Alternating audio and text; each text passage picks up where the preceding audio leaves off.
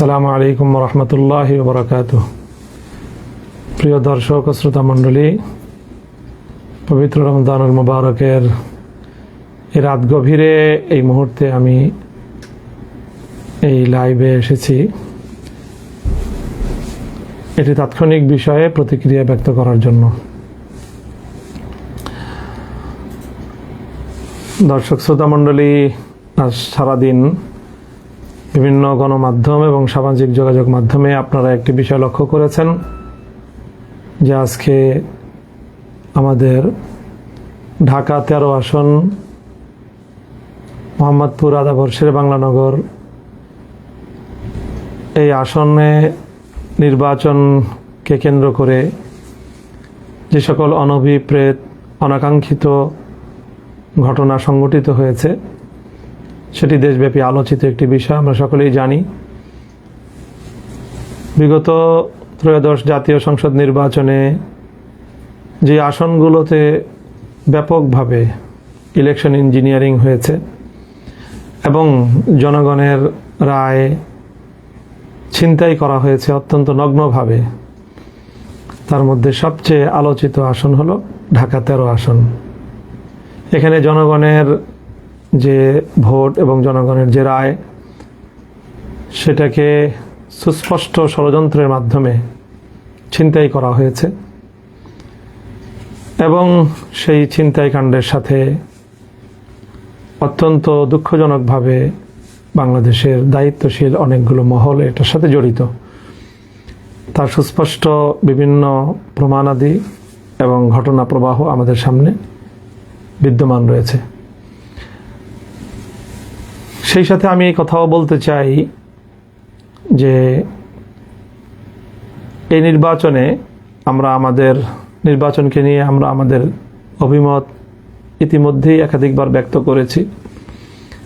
নির্বাচনটি ছিল দৃশ্যত সারাদিন অনেকটাই শান্তিপূর্ণ, সুশৃঙ্খল এবং মানুষের ব্যাপক আগ্রহ এবং উদ্দীপনা উৎসাহ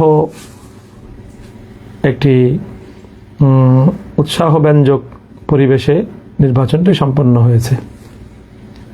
নির্বাচনটা যতটা সুন্দর, অংশগ্রহণমূলক এবং মানুষের উদ্দীপনার মধ্য দিয়ে আয়োজিত হয়েছে, কিন্তু সন্ধ্যার পর থেকে ফলাফল গণনার ক্ষেত্রে তার রিফ্লেকশন এবং তার যথাযথ বাস্তবায়ন আমরা দেখতে পারিনি। ফলাফল গণনার সময় নানা ধরনের ছলচাতুরির আশ্রয় নেওয়া হয়েছে, প্রতারণা করা হয়েছে এবং এক কথায় বলতে গেলে ইলেকশন ইঞ্জিনিয়ারিংয়ের মাধ্যমে টার্গেটকৃত ব্যক্তিবর্গকে তাদের জয় ছিনিয়ে নিয়ে তাদেরকে পরাজিত দেখানো হয়েছে। এবং তার মধ্যে সবচেয়ে গুরুত্বপূর্ণ যে আসনটিতে এই ইলেকশন ইঞ্জিনিয়ারিংয়ের মাধ্যমে জনগণের নির্বাচিত প্রার্থীর জয়ে ছিনতাই করা হয়েছে, তার মধ্যে ঢাকা 13 আসন হলো অন্যতম এবং সর্বাগ্রে। কিন্তু এখানেও সারাদিন দৃশ্যত নির্বাচনের পরিবেশ ছিল অনেকটাই শান্তিপূর্ণ এবং উৎসবমুখর। বড় ধরনের কোনো সহিংসতার ঘটনা এখানে ঘটেনি। সকাল থেকেই আমাদের 11 দলীয় নির্বাচনের প্রতীক রিকশা মার্কার যেই সকল পোলিং এজেন্ট এবং তাদের যে সকল স্বেচ্ছাসেবক এবং কর্মীবৃন্দ ছিল তাদেরকে অনেক জায়গায় ভয়ভীতি প্রদর্শন করা হয়েছে, হুমকি ধমকি প্রদান করা হয়েছে এবং আমরা সকাল থেকেই অব্যাহতভাবে গণমাধ্যমে এই ঘটনার প্রতিবাদ জানিয়ে আসছিলাম।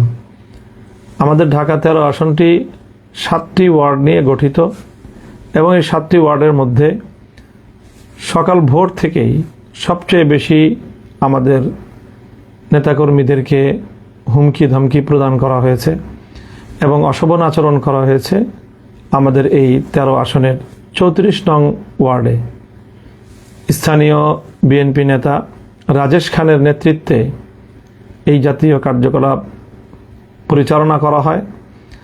আমাদের কেন্দ্রের বাইরে বুথগুলোতে আমাদের যে সকল নেতাকর্মীরা ভোটারদেরকে রিসিপশনের জন্য, তাদেরকে ভোটার স্লিপ প্রদান করার জন্য, ভোটারদেরকে এগিয়ে আনার জন্য যে সকল কার্যক্রম পরিচালিত হচ্ছিল, প্রতিটি সেন্টারে সেন্টারে, প্রতিটি কেন্দ্রে কেন্দ্রে এবং প্রতিটি আমাদের যে বুথ ছিল সবগুলোতে গিয়ে রাজেশ খান এবং তার সন্ত্রাসী বাহিনী ব্যাপকভাবে সন্ত্রাসী কার্যকলাপ পরিচালনা করেছে, হুমকি ধমকি প্রদান করেছে এবং তাদের অনেককে সেখান থেকে চলে যাওয়ার জন্য প্রাণনাশেরও হুমকি পর্যন্ত দিয়েছে এই রাজেশ খান।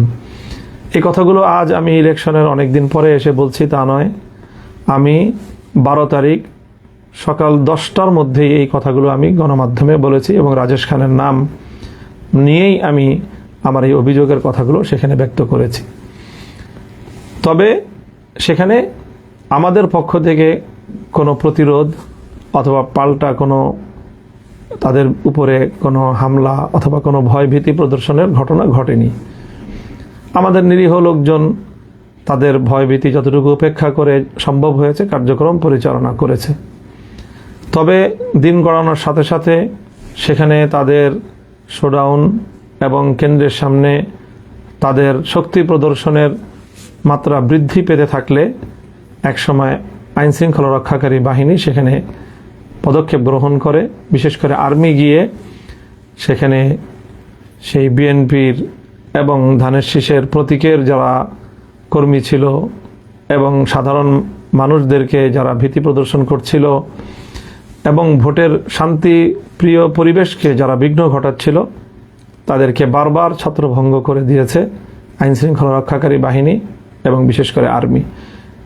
এবং সেখানে তাদেরকে ছত্রভঙ্গ করতে গিয়ে সেখানে আর্মি অ্যাকশনে গিয়েছে, লাঠিপেটা করেছে ব্যাপকভাবে এবং সেই লাঠিপেটায় সারাদিন বিভিন্ন কেন্দ্রে বিএনপির অনেক নেতাকর্মী, ধানের শীষের অনেক নেতাকর্মী তারা আঘাতপ্রাপ্ত হয়েছে। ক্ষেত্র বিশেষে তাদের সাথে সাথে আমাদেরও অল্প কিছু লোক আর্মির সেই প্রহারের শিকার হয়েছে এবং তারাও আহত হয়েছে এবং সেই আহতদেরকে আমি 12 তারিখ রাতেই তাদের শয্যাপাশে গিয়েছি এবং তাদের চিকিৎসার ব্যবস্থা আমি গ্রহণ করেছি। আর্মির এই আক্রমণ এবং তাদের ছত্রভঙ্গ করা, শান্তি শৃঙ্খলা রক্ষার এক পর্যায়ে ওখানে আমাদের লোকজনও যেরকম কিছু আহত হয়েছে আর প্রায় 90% জন বা তার চেয়েও বেশি সেখানে আক্রান্ত হয়েছে ধানের শীষের নেতাকর্মীরা। কারণ তারাই সকাল থেকে ভোট কেন্দ্র দখল করার এবং ভোটের পরিবেশ নষ্ট করার, ভয়ভীতি প্রদর্শন করার এই সকল সন্ত্রাসী কার্যকলাপগুলো পরিচালনা করছিল এবং এতে সবচেয়ে বেশি ভূমিকা ছিল রাজেশ খানের। সেই রাজেশ খানের কর্মী বাহিনীর সাথেই আর্মি তাদেরকে ছত্রভঙ্গ করতে গিয়ে তাদের উপর লাঠিপেটা করে এবং সেই লাঠিপেটায় তাদের মধ্যে অনেকে আহত হয়েছে এবং সেই আহতদের মধ্যে রাজেশ খানের নিকটাত্মীয় একজন হায়দার আলী নামে এক ব্যক্তি ছিলেন। সেটা আমরা আগে জানতে পারিনি, তাদের পরিচয় শনাক্ত করা যায়নি। আজকে ধানের শীষের প্রার্থী হয়তো আগাম তারা অনুভব করেছিল যে হায়দার আলীর তার অবস্থা শোচনীয়, আর্মির লাঠিপেটায় গুরুতর আহত এবং আইসিইউতে সে সম্ভবত ভর্তি ছিল এবং আমরা আশঙ্কা করছি যে তার অবস্থা সংকটাপন্ন এবং তার মৃত্যু নিশ্চিত জেনেই সকালবেলা ধানের শীষের প্রার্থী একটি এখানে সিন ক্রিয়েট করেছে এবং আমাদেরকে বা আমাদের উপর এর দায় চাপানোর জন্য একটি নাটক মঞ্চস্থ করেছে এবং সেই নাটকের মাধ্যমে মূলত তাদের সন্ত্রাসী কার্যকলাপ, রাজেশ খানের এই দখলদারি, সন্ত্রাস এবং ভোট কেন্দ্র দখল করার তাদের এই প্রবণতা এবং তার প্রেক্ষিতে সেনাবাহিনীর পদক্ষেপের বিষয়কে আড়াল করার জন্য শাক দিয়ে মাছ ঢাকার একটি প্রবণতা হিসেবে হঠাৎ করে আজ ইলেকশনের এতদিন পরে এসে এই জাতীয় ঘটনার দায় রিক্সা মার্কার নেতাকর্মীদের উপর চাপানোর চেষ্টা করা হয়েছে। আমি মনে করি এটি একটি দূরভিসন্ধি এবং ষড়যন্ত্রমূলক ঘটনা। কিছুক্ষণ পূর্বে আমরা দেখেছি সামাজিক যোগাযোগ মাধ্যমে রাজেশ খানের এবং তার সহকর্মীদের মাধ্যমে তারা যেই সংবাদ প্রচার করেছে, সেখানে ওই হায়দার আলীর নিহত হওয়ার সংবাদ প্রচারিত হয়েছে। এবং আবারও তারা ওই শাক দিয়ে মাছ ঢাকার মতো মিথ্যাচার করে আর্মির হামলায় আহত হয়ে এবং শেষে নিহত ব্যক্তির এই ঘটনাকে তাদের সন্ত্রাসী কার্যকলাপ, রাজেশ খান তার নিজের অপরাধকে ঢাকা দেওয়ার জন্য সে আমাদের উপর এর দায় চাপানোর অপচেষ্টা চালিয়েছে। আমরা এই অপচেষ্টার তীব্র নিন্দা জানাই এবং সেখানে স্বাভাবিকভাবেই সিসিটিভি ফুটেজ থাকার কথা প্রতিটি কেন্দ্রকে সামনে রেখে।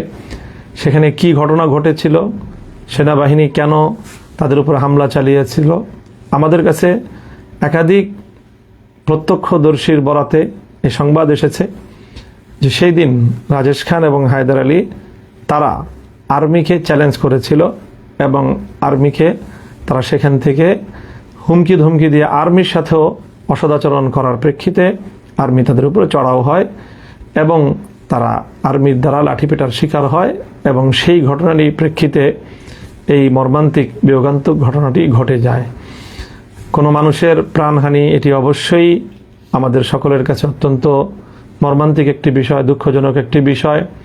আমরা এই নিহত ব্যক্তির হায়দার আলীর মৃত্যুতে গভীর শোক প্রকাশ করছি এবং এই ঘটনার যথাযথ সুষ্ঠু তদন্ত সাপেক্ষে যারা তাদেরকে নিয়ে এই সন্ত্রাসী কার্যকলাপ করেছিল, ভোট কেন্দ্র দখল করার পায়তারা চালিয়েছিল, মহড়া দিয়ে ভীতি সৃষ্টি করার এবং আতঙ্ক সৃষ্টি করার অপতৎপরতা চালিয়েছিল, তাদের বিরুদ্ধে যথাযথ তদন্তের মাধ্যমে প্রকৃত ঘটনা উদ্ঘাটন করার দাবি জানাই এবং সেই সাথে কেন এইভাবে আঘাত করা লাগলো বা হলো, এর সাথে দায়ী কারা, সিসিটিভি ফুটেজের যথাযথ উদ্ঘাটনের মাধ্যমে এই ঘটনা যেন জাতির সামনে স্পষ্ট করা হয়।